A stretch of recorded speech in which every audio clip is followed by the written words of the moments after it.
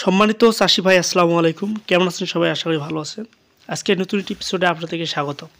আজকের আলোচনা, যাদের আলুর গাছ অতিরিক্ত হারে পচন লেগেছে, লেট ব্লাইট বা নাভি ধসা, কোনোভাবে আপনি অর্থাৎ চেক করতে পারতেছেন না, অতিরিক্ত পচনের হাত থেকে রক্ষা করতে পারতেছেন না ক্ষেতকে, তাদের জন্য মূলত ভিডিওটা অত্যন্ত কার্যকরী ভূমিকা পালন করবে।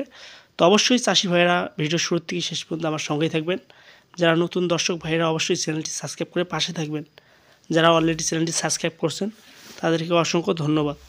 তো থাম্বনেল দেখে বুঝতে পারতেছেন যে আসলে আপনার আলুর ফলন বৃদ্ধিতে মারাত্মকভাবে ক্ষতিগ্রস্ত করে এই লেট ব্লাইট বা নাভি ধসা। সেই ক্ষেত্রে আপনারা একটি ওষুধ বেশি ম্যাক্সিমাম চাষি ভাইরা ব্যবহার করে থাকেন যখন অতিরিক্ত আপনার লেট ব্লাইট মরক দমন লাগে, সেক্ষেত্রে এই ফাঙ্গিসাইডটা আপনি ব্যবহার করে থাকেন। সেই ফাঙ্গিসাইডটা সম্পর্কে আপনাদের শেয়ার করব। তো সকলের সুপরিচিত এমিস্টার টপ। তো এমিস্টার টপ ধান, পাট, বিভিন্ন সবজি, সমস্ত ফসলে কম বেশিভাবে ব্যবহার হয়ে থাকে। সেই ক্ষেত্রে আলুর ক্ষেত্রে অনেকটা ব্যবহার হয়ে থাকে ধানের পাশাপাশি, কারণ আলুতে অতিরিক্ত হারে মরক লাগলে সেক্ষেত্রে এমিস্টার টপ চাষি ভাইরা ব্যবহার করে থাকেন। তো একটা কথা মনে রাখবেন, আলুর লেট ব্লাইট ম্যাক্সিমাম ক্ষেত্রে আলু রোপণের পর প্রথম যে সমস্যাটা সৃষ্টি হয় সেটি মূলত হচ্ছে স্টেম ক্যাঙ্কার রোগ। অর্থাৎ আলু রোপণের পর এই সমস্যাটা দেখা যায়, বিশেষ করে আলুর গাছের গোড়ায়, অর্থাৎ এমনভাবে কালো কালো দাগ হয়, আপনাদের গাছটা ঝিমায় থাকে আর বাড়ন্ত অর্থাৎ হয় না। সেক্ষেত্রে এমিস্টার টপ ব্যবহার হয়ে থাকে।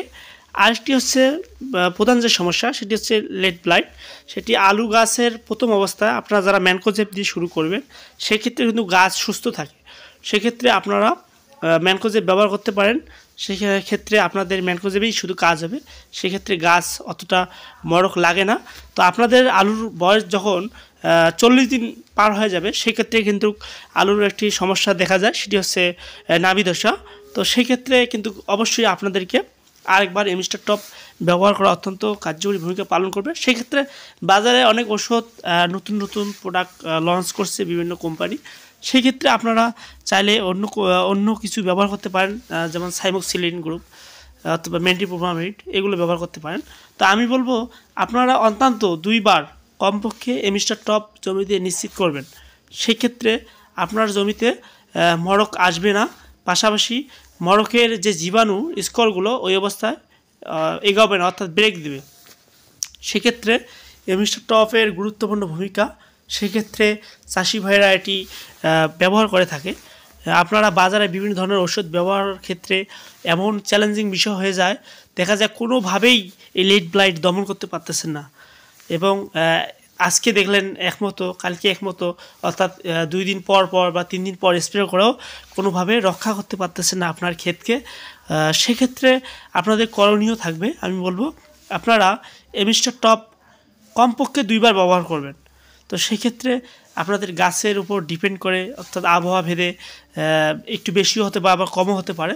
তো আপনারা কমপক্ষে 2 বার যদি নিশ্চিত করেন, সেক্ষেত্রে পাশাপাশি আপনাদের অন্য ওষুধ আছে, অর্থাৎ আলুর 60 দিন পার হয়ে গেলে মেটালেক্সিল প্লাস ম্যানকোজেব এই জাতীয় গ্রুপ দিয়ে আপনারা স্প্রে করবেন। সেক্ষেত্রে আপনি ভালো ফলন পাবেন। কারণ আলুর গাছ যদি আপনার ঠিক না থাকে, অর্থাৎ মরক লেগে সম্পূর্ণ গাছ নষ্ট হয়ে যায়, সেক্ষেত্রে আপনার ফলন থেকে বঞ্চিত হবেন, অর্থাৎ ফলন পাবেন না। তো এই জন্য থাম্বনেলেও আমি সেটা লিখে দিয়েছি, দেখতে পাচ্ছেন যে আলুর ফলন কীভাবে বৃদ্ধি করবেন। কারণ আপনার গাছ যদি আপনি চেক দিতে পারেন, অর্থাৎ সুস্থ সবল রাখতে পারেন, সেক্ষেত্রে ফলন তো এমনিই বেশি হবে। সেক্ষেত্রে আপনাদের পিজিআর নিয়ম অনুযায়ী ব্যবহার করতে হবে। ভালো মানের পিজিআর নিয়ে আমি অলরেডি ইউটিউবে একটি ভিডিও আপলোড দিছি। পিজিআর সঠিক সময় কিভাবে ব্যবহার করবেন, মাত্রা কতটুকু, কোন সময় ব্যবহার করবেন, সম্পূর্ণ তথ্য আমি ভিডিওটিতে দিয়েছি, আপনারা চাইলে দেখে নিতে পারেন। তো অবশ্যই এমিস্টার টপের মাত্রার ক্ষেত্রে যদি আমি বলি কতটুকু দিতে হবে, তো চাষি ভাইরা আপনারা জানেন, তারপর একটু বলতেছি এর মাত্রা, সঠিক মাত্রা যদি বলি, প্রতি লিটার পানিতে 1 মিলি হারে আপনারা সুন্দরভাবে স্প্রে করবেন। অনেক সময় যাদের 16 লিটার ড্রাম, তারা 16 মিলি এমিস্টার টপ দিয়ে সুন্দরভাবে পরন্ত বিকেলে, অর্থাৎ আবহাওয়া একটু শীতল থাকলে আপনারা স্প্রে করবেন। সেক্ষেত্রে আপনার যদি পচন লেগে যায় ওই অবস্থায় ব্রেক দিবে, আর পচন এগোবে না। আপনারা ধারাবাহিকভাবে ওষুধগুলো ব্যবহার করবেন।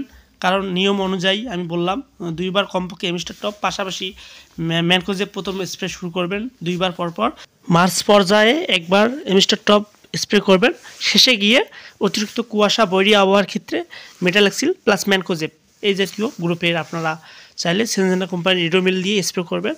তো ভিডিওটা যদি আপনার কোনো কাজে আসে বা ভালো লাগে অবশ্যই লাইক করবেন এবং কোনো সমস্যার ক্ষেত্রে কমেন্ট করে জানাতে পারেন পরবর্তীতে আপনারা কী বিষয়ে জানতে চান। সবাই ভালো থাকবেন, সুস্থ থাকবেন, আল্লাহ হাফেজ।